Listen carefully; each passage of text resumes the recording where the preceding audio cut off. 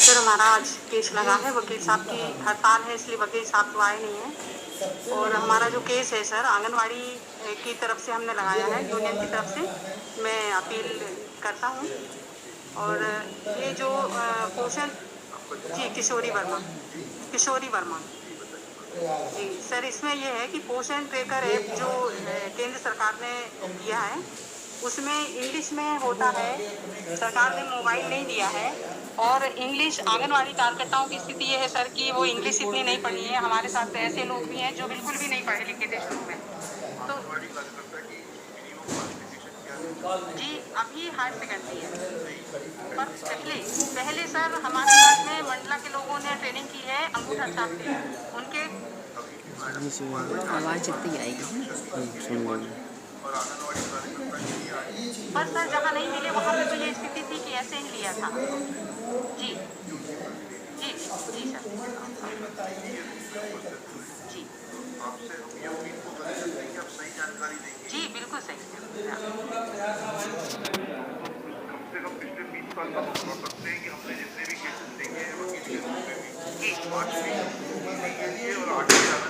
आंगनवाड़ी कार्यकर्ता की रिक्वायरमेंट थी, तो उसके बाद तो उसके नंबर से कोई अगर हाई स्कूल पास है तो 10 नंबर एडिशनल मिलेंगे। यही स्कीम होती है जी। 20 साल का तो हमें आइडिया जी, लेकिन ये 75 से शुरू हुई थी सर। हाँ, तो जो पुराने लोग हैं तो हिंदी में नहीं है ना सर, वो ऐप हिंदी में नहीं है, ये प्रॉब्लम है। हमने ये मांग की है सर कि इसको हिंदी में किया जाए।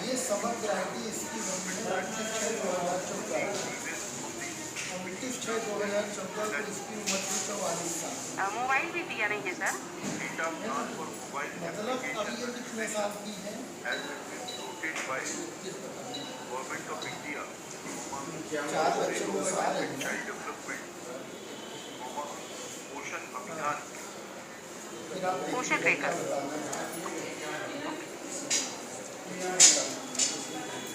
provides for anganwadi workers to download पोषण tracker application, but that application is not available in Hindi and most of the anganwadi कार्यकर्तास are illiterate, therefore they are not able to understand English.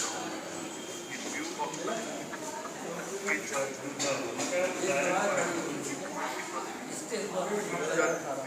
डेढ़ हजार आंगनबाड़ियाँ इकट्ठा पहुँच रही। जो निर्णय होगा वो निर्णय सबको मान्य होगा, कोई हमारे स्तर से थोड़े ना है। आंगनबाड़ी को पैसा देगा वाला अपना दिखवा लेंगे 3 साल हो गए ना, तो हम पैसा हमारे ग्राहक को वापस हो जाएगा। कितनी बार कहा नाम तो ला के दो तो मैं उनका निकलवाऊँ, ऐसे कैसे? आपका एक फोन अगर सीधी को बैंक में हो जाएगा तो तुरंत 2 मिनट में आ जाएगा, लेकिन बात ये आप हमसे कहना चाहते हैं कि अब हम एक वर्कर के पास जाएँ। आपके पास है, पास दहगवा में काम करने के लिए एक केवल मात्र CDPO और रोज़ इतनी चीज़ें हैं, न बाबू है न चपरासी है न कोई, किसी आंगनवाड़ी बहनों से सहायता लेकर के वो काम कर रहे हैं। आप सोचो 200 सेंटर लगभग है तो चलाना पड़ता है। 166 हैं, कितने हैं? 177 सेंटर, और रोज़ उसकी रिपोर्टिंग, रोज़ नई चीज़, उसके साथ शासन का भी काम, यहाँ का भी। तो उस आदमी से हम कैसे कहें कि तुम ये करके, ये तो आप आराम से करवा, वहाँ की जो आपकी नेता बना दीजिए, वो बैठ के बना दीजिए, सब दे काम दीजिए। करना हम ही आपको वहाँ भी तो मदद कर रही हो, है तो हमारा ही परिवार, नीचे से होके ऊपर आता है। करना तो हम ही सबको है, परिवार अपना है, नीचे से ही काम। निर्वाचन में हम लोग हैं, हर चीज में हम लोग हैं। तो है रिचार्ज का पैसा सर 2018 से मान लो आप लोग काम कराने के काम कीजिए, मोबाइल सूचना ये दिए दिलवाइए कम से कम सर, तो 2-3 साल में 3 महीने का और 6 महीने का, मात्र 9 महीने का पैसा मिला है, और वो भी कुछ करे ना, अभी मिला भी नहीं। दवा मिलाई नहीं, सब परियोजना में मिल गया, ये गलत। सब परियोजना में मिल गया है, केवल 17 या 18 का केवल वापस आ गया है कि उनका वो अकाउंट नंबर वो भी मांगे गए हैं बस, और सबको पहुंच गए। अब झूठ बोले बात अलग है, मेरे पास रिकॉर्ड है कि सबका मिल गया, केवल 10-12 लोगों का वापस आया है। हर एक परियोजना से कुछ कुछ है उसमें का पहुंच चुका है। 1 तारीख के 2-3 तारीख के आसपास है, 3 या 4 तारीख तक पहुंचा तारीख पहुँचे? हाँ सबका कितने बताओ? अरे चेक तो कर आ जाओ।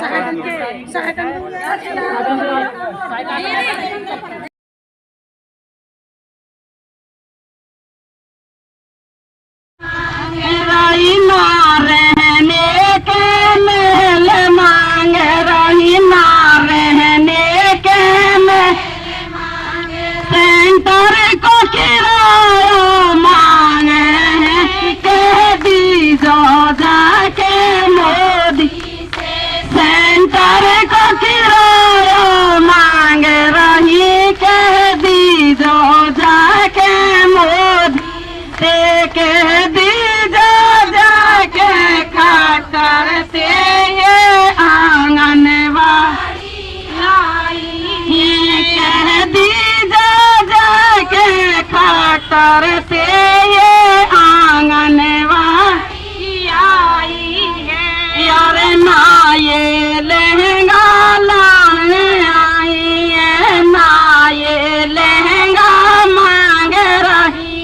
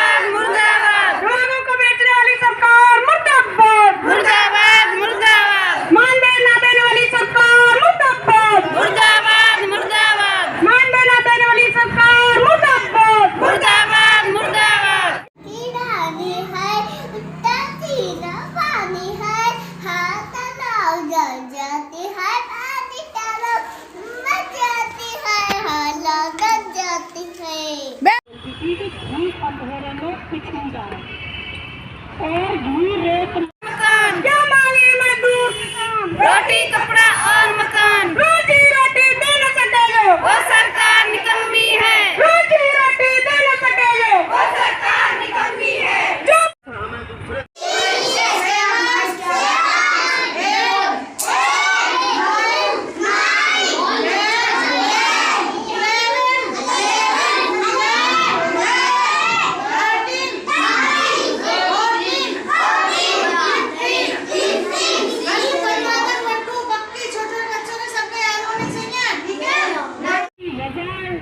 प्रगट करे मन मन में सरकार है वैसे भी खुश है, खूब पानी पिया और खुश है। और देखिए मैं तो आज खुश हो रही हूँ सुबह से, एक कृषि मंत्री ने दया करके हमारे लिए पानी पहुँचा दिया। अब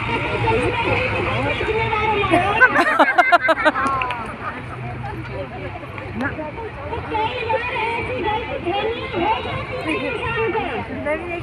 हम सन 18 में यही गलती कर गए थे।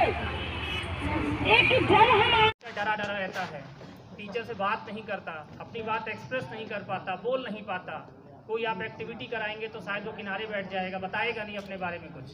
तो रेडीनेस का अर्थ है कि बच्चे को तैयार करना। विद्यालय में जब बच्चा आए, जब वो औपचारिक शिक्षा लेने आए यानी क्लास फर्स्ट में जब आए, तो थोड़ा वो रेडी रहे कि किस तरह का हमको नया परिवेश मिलना है। तो वो तैयारी शुरू होती है आंगनबाड़ी से। अगर आंगनबाड़ी में ही प्री प्राइमरी क्लासेस में ही बच्चे को थोड़ा इस तरह की जानकारी दे दें कि अक्षर ज्ञान क्या होता है, मात्रा ज्ञान क्या होता है, और वो भी सीधे नहीं पढ़ाना है, गतिविधि के माध्यम से, स्टोरी के माध्यम से, इस तरह से पढ़ाना है कि उनको उसकी जागरूकता भी रहे, वो अपनी बात भी एक्सप्रेस कर सकें और प्रिंट रिच माहौल में वो उसको सीख लें। तो इसके 3 प्रमुख घटक हैं स्कूल रेडीनेस के, इसको चाहे नोट कर सकते हैं। पहला है बच्चा यानी स्टूडेंट,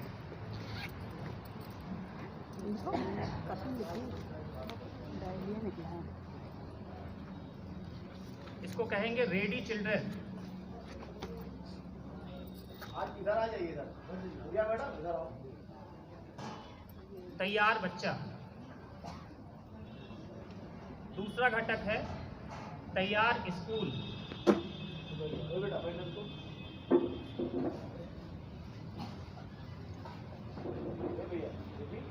और तीसरा घटक है रेडी फैमिली यानी तैयार परिवार। तैयार बच्चा, तैयार विद्यालय और तीसरा है तैयार परिवार। ये तीनों प्रमुख घटक हैं स्कूल रेडीनेस के। अब ये आपस में कैसे जुड़ते हैं उसको एक बार समझ लेंगे। जो स्कूल रेडीनेस की परिभाषा दी गई है राष्ट्रीय शिक्षा नीति में, वो है स्कूल रेडीनेस वह प्रक्रिया है जिसमें बच्चों को विद्यालय के लिए, बच्चों को यानी जो पहला घटक है, बच्चों को विद्यालय के लिए, विद्यालय को बच्चों के लिए तथा इस अनुभव के लिए परिवारों को तैयार करना। तो इसी परिभाषा में तीनों घटक आ गए कि बच्चों को तैयार करेंगे विद्यालय के लिए, विद्यालय को तैयार करेंगे बच्चों के लिए और इस अनुभव के लिए तैयार करेंगे उनके परिवार यानी माता पिता। तो यहाँ से कॉन्सेप्ट है। और अगर इसकी शुरुआत देखी जाए तो यूनिसेफ ने 2012 में एक रिपोर्ट दी थी, जैसा टीचर्स को ट्रेनिंग में बताया था हमने कि 2012 में एक रिपोर्ट आई थी कि जो बच्चे क्लास फर्स्ट में सीधे एडमिशन लेते हैं, यानी जो प्राइवेट स्कूलों के बच्चे होते थे, और कुछ बच्चों को उन्होंने स्कूल रेडीनेस के तहत भी एडमिशन दिलाया, मतलब प्री प्राइमरी क्लासेस चला के एडमिशन दिलाया। तो उनका जो वो क्लास गतिविधियाँ कराने के लिए टाइम टेबल दिया गया। और जो सत्र से मतलब जो क्या कहते हैं आंगनबाड़ी जो विद्यालय के कैंपस से बाहर चल रहे हैं उनके साथ त्रैमासिक हो रहा है, उनके साथ त्रैमासिक कार्य किया जाएगा।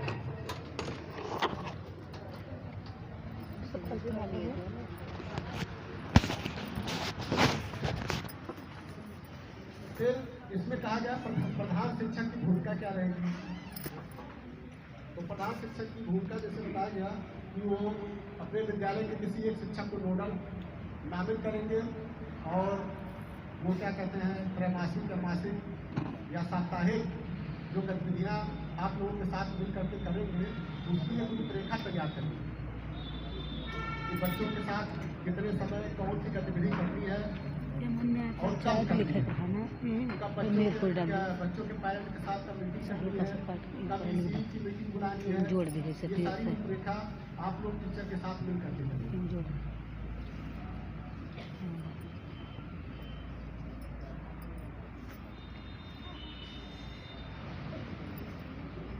कक्षा 1 के साथ ही करना है।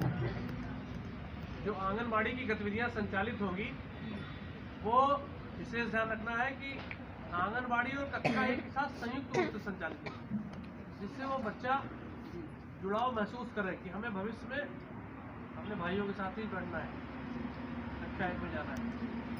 कक्षा 1 और आंगनबाड़ी संयुक्त में, और नोडल शिक्षक जो होगा आपको और उनको सबको मिलकर समन्वय के साथ काम करना, ये विशेष ध्यान। वो प्रधानाध्यापक ज़्यादातर नोडल शिक्षक साथी आपके पीछे बैठे हुए हैं, वही नोडल रहेंगे। सहायक अध्यापक हैं वो आज आपकी कार्यशाला में आपके साथ उपस्थित हैं